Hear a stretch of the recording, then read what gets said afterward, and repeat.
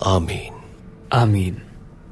شہادت کا جب ذکر ہوتا ہے تو میرے ذہن میں بہت سے نام آتے ہیں،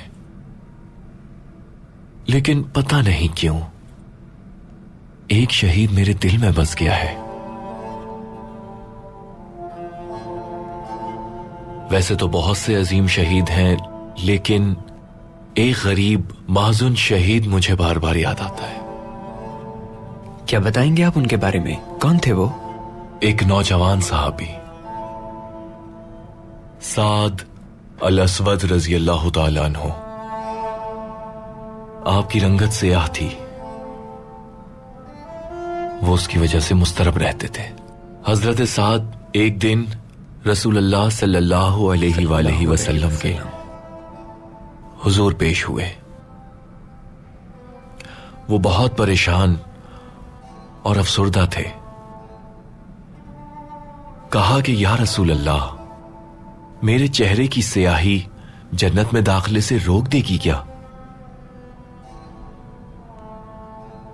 پیغمبر اکرم نے فرمایا کہ مجھے قدرت رکھنے والے اپنے رب کی قسم ہے، اگر تم اللہ کی اطاعت کرتے ہو اور اس کے پیغمبر کی تعلیمات پر ایمان رکھتے ہو تو تمہیں کوئی بھی شے جنت میں داخلے سے نہیں روک سکتی۔ حضرت سعد نے پیغمبر کے سامنے اپنا دل کھول کے رکھ دیا اور کہا کہ تو پھر سارے لوگ مجھے حقارت سے کیوں دیکھتے ہیں یا رسول اللہ؟ مجھے اپنی بیٹی کا ہاتھ کوئی کیوں نہیں دیتا؟ پیغمبر اکرم نے حضرت سعد سے فرمایا کہ عامر بن وہاب کے گھر جاؤ اور ان سے کہو رسول اللہ نے سلام بھیجوایا ہے اور انہیں اپنی بیٹی کا نکاح تم سے کرنے کو کہا ہے۔ حضرت سعد پیغمبر اکرم کی ہدایت کے مطابق اسی وقت عامر بن وہاب کے گھر پہنچے، انہیں پیغمبر اکرم کا پیغام دیا۔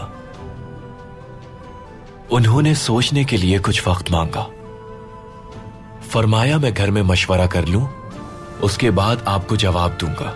لیکن ان کی بیٹی نے کہا اگر رسول اللہ کو یہ بات مناسب لگتی ہے تو مجھے بھی یہ رشتہ قبول ہے، ہمیں مشورہ کرنے کی کوئی ضرورت نہیں بابا، ہرگز نہیں۔ اور پھر حضرت عامر نے وہ رشتہ قبول کر لیا۔ حضرت سعد نے فوراً ہی شادی کی تیاریاں شروع کر دی۔ وہ جب اپنی زوجہ کے لیے تحائف خریدنے بازار گئے تو انہوں نے کچھ آوازیں سنی۔ پیغمبر اکرم کا منادی بلند آواز سے مسلمانوں کا محاصرہ کرنے والوں کے خلاف مومنین کو جنگ کی دعوت دے رہا تھا۔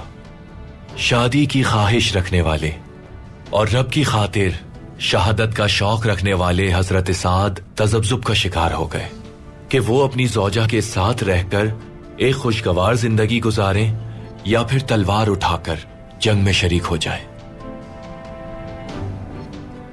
انہوں نے ایک مشکل فیصلہ کیا، اپنی ہونے والی زوجہ کے لیے تحائف کے درہموں سے تلوار خرید لی، اپنے گھوڑے پر سوار ہوئے اور جا کے لشکر میں شامل ہو گئے۔ اپنی پوری قوت سے جنگ کرنے والے حضرت سعد نے اپنے گھوڑے سے اتر کر آستینوں کو چڑھایا اور پیدل ہی میدان میں جنگ کرنے لگے۔ بالآخر حضرت سعد جنگ کرتے ہوئے شہید ہو گئے۔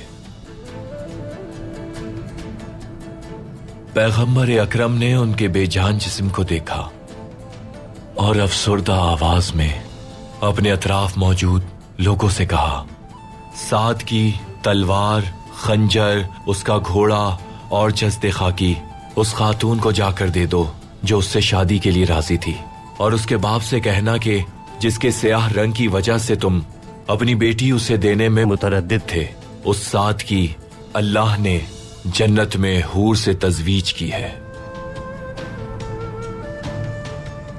شہادت ایک بلند مقام ہے، لیکن شہادت کے مرتبے کے لیے اس کے لائق حیات گزارنا ضروری ہے۔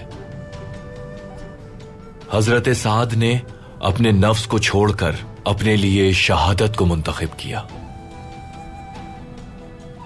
اور اللہ نے انہیں شہادت کا عظیم مرتبہ نصیب کیا. پیغمبر اکرم سے انہوں نے اچھی نصیحت حاصل کی.